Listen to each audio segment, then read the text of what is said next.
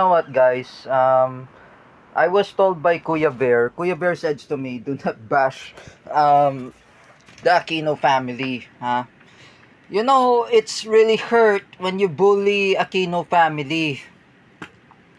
For just example, when you call Aquino family, even Cory Aquino, si Raulo, oh, that was a friend of Rodrigo Duterte, and that was a grandmother of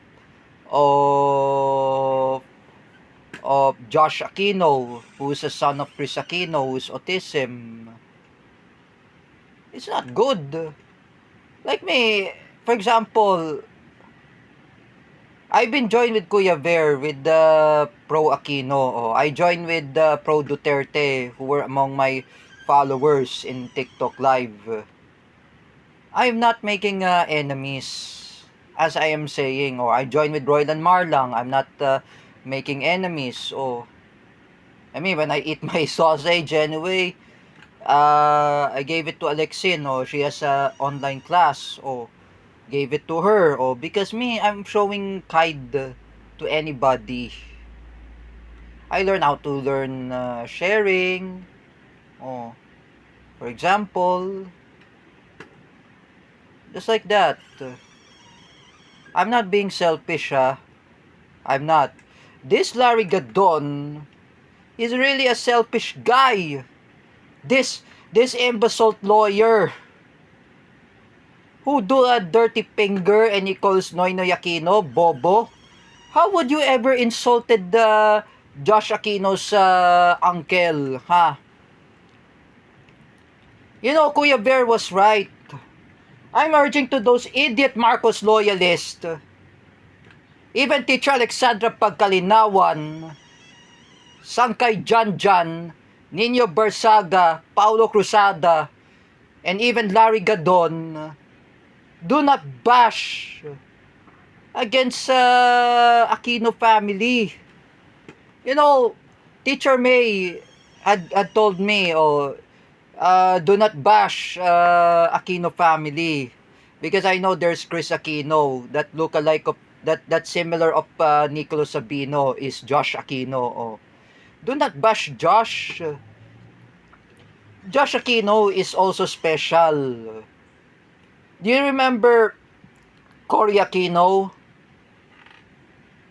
That that her grandson Josh Aquino and Bimbi, just to know, Bimbi is normal, Josh Aquino is special. If you whether you bash the Aquino family, if you say negatives against Aquino, what you'll experience to the lifestyle? Oh, you know what? Oh, even you, Kuya Dan Mardayaw, you calling Aquino family are mga bobo. Oh, how would you say that, bobo? How would you ever say that to Josh Aquino, like this? You call him bobo? Oh, it's an insult. You know, me and Jerick Silva, we do not like to insult anybody. Oh, we do not.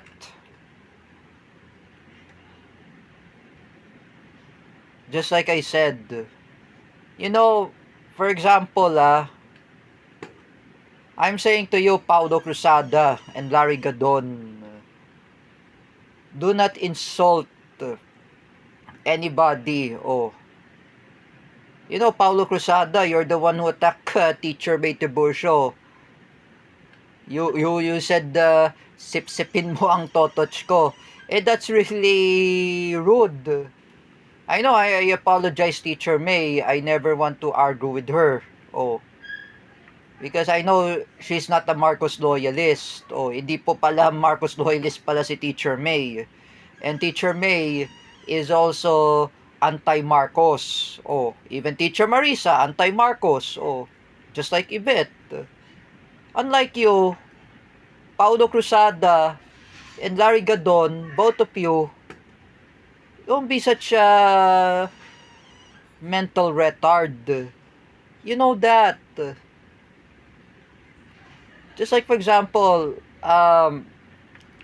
Teacher May says to me, oh, you should never bash the Aquino family. Oh, here's why. Oh, Josh Aquino, who's a special child, who's also autism. Why Josh Aquino is a special child? He's autism. You know, it was a son of Chris Aquino, grandson of Cory Aquino. You should never bash them in social media. Like this, Nino Bersagas, ang kay Jan Jan, they criticize against Aquino. Oh, now it will be hurting to Josh. Oh, you know, Chris Aquino is also a mother of Josh. She must urge the pro Marcos bashers to learn how to respect. Oh, how to respect anybody. Oh, respect. Look at Cedric. He was reprimanded by not Kuya Danmar I'm talking about. Look at Cedric. Oh, he was reprimanded by Jerick Silva. Oh, Jerick Silva says to Cedric. Oh, Cedric Mariano. Jerick says, wag mo kasi awayin ang mga Aquino. It will be hurt to our society. It will be hurt our feelings. You know, Josh Aquino is also autism. Just to know,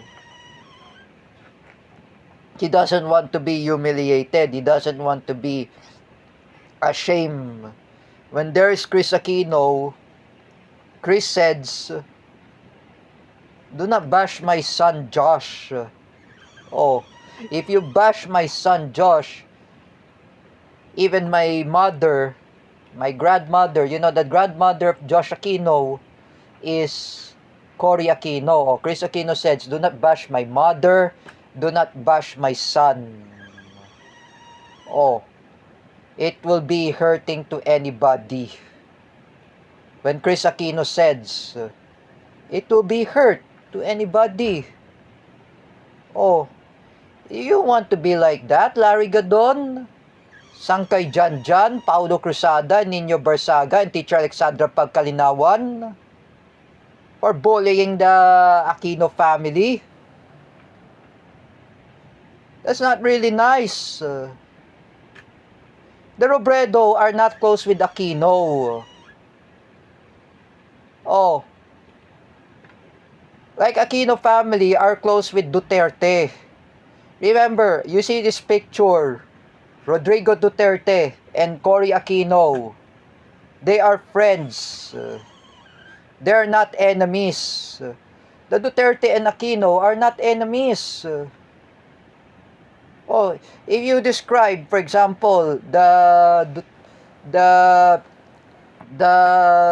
for example, oh, Aquino and Marcos are enemy. Duterte and Marcos are enemy.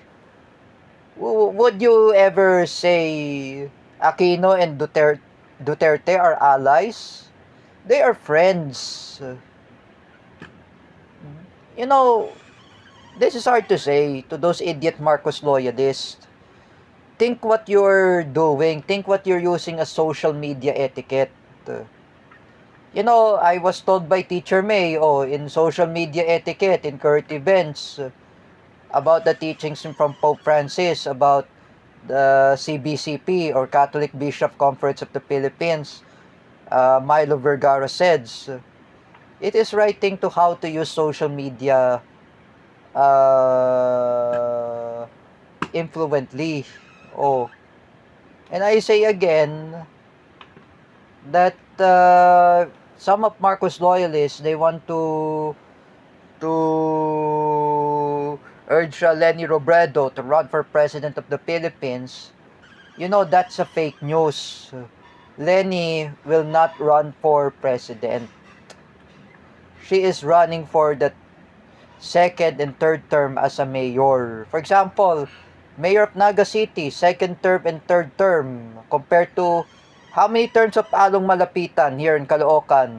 Oh, second term for mayor of Caloocan. But the end of the term, it will be Oka Malapitan. Oka Malapitan will be third terms that he will challenge Antonio Trillanes. And then, like I said before, like I was told by Roylan Marlang, yung si Leni Robredo tatakbo daw ng mayor of ng Naga City, she will run for third terms, she will run for third terms. You know, those idiot Marcos loyalists, they want to say uniteam of pink. Just like Kiko Pangilinan, Bongbong Marcos. I don't care. I don't care about that uniteam. Lenny had left the alliances with Kiko Pangilinan because I know she's not running for president. She's running for a mayor of Naga City. Those Marcos loyalists and Pinklawan, they should learn their lesson. Don't be such excited. Don't be such politicalized. Like I say again, when I was told by Luis Cabales, the Duterte and Aquino are friends. They're not actually an enemy. If I say, if you describe as an enemy, who will you say you're an enemy? Or, Teacher Jessa Fernandez asking me, sino bang tunay ng kaaway ng Aquino at Duterte? The Aquino and Duterte are friends. Kuya Bear was right. They are friends. Do not bash the Aquino. I'm urging to those idiot Marcos loyalists, even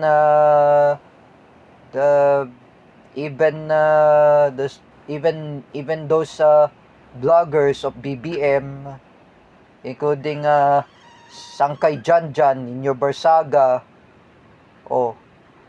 even those supporters of Bongbong Marcos like Paulo Cruzada and Teacher Alexandra Pagkalinawan.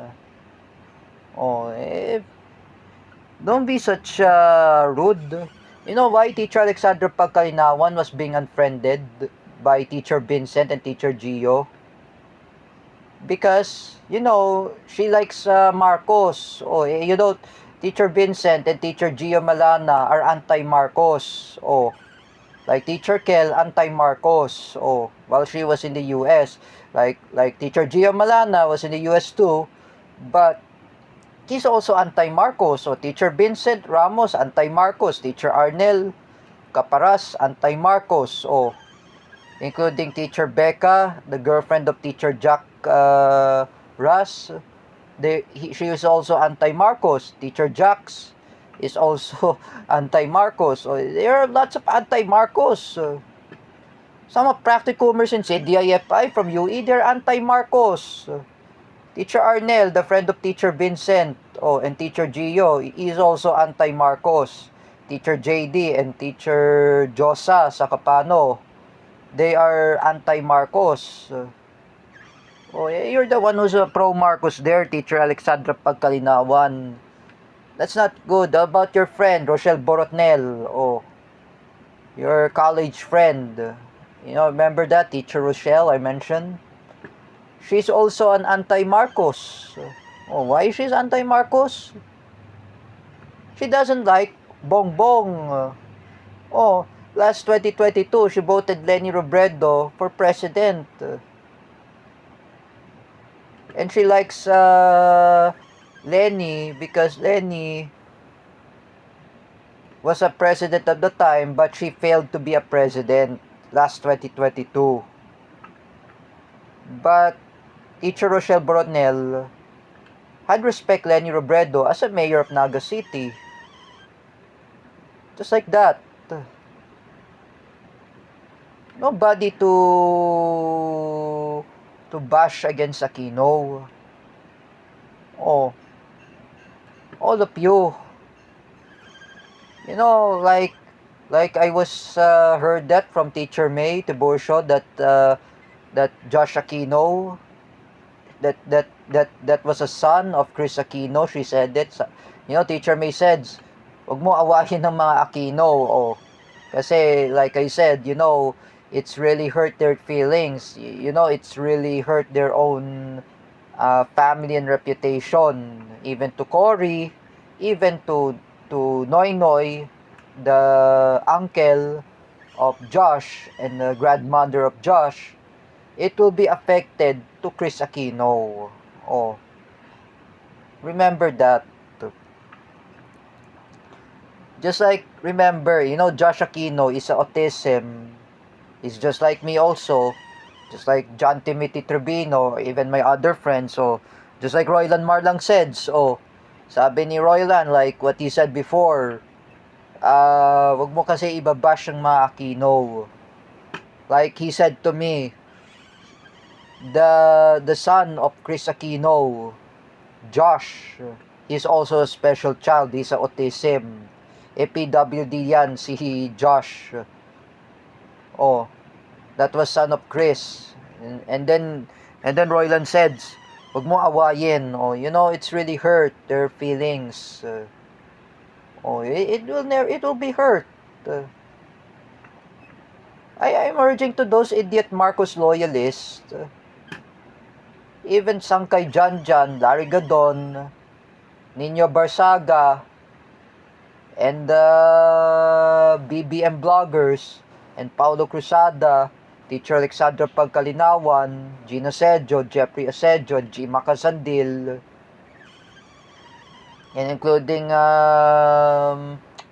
Ate Dina Guillermo. I did not include Ate Mela. You know, all of you should stop this. Like I said, all of you just stop this. Remember that. All of you. Oh. All of you. Sangkay Janjan, Ninja Barsaga, Romeo TV Vlog, Paulo Cruzada, Teacher Alexandra Pagkalinawan, Ate Dina Guillermo, Ate Mel Canete, and who else? Oh, Gina Sedjo, Jeffrey Asedjo, G. Macasandil. All of you, just stop bashing against Aquino family. Look at Ate Pura. She's a pro Aquino. Oh, she never endorse Bongbong Marcos. Oh, she endorsed only Lenny Robredo. Oh, why Ate Pura endorsed Lenny Robredo? That's her own choice to be a president of the Philippines rather than Bongbong Marcos. Oh, just let's stop this fights. Let's stop this debating. And do not bash the Aquino family. Huwag mo idamay ang mga Aquino. It will be hurt their reputation.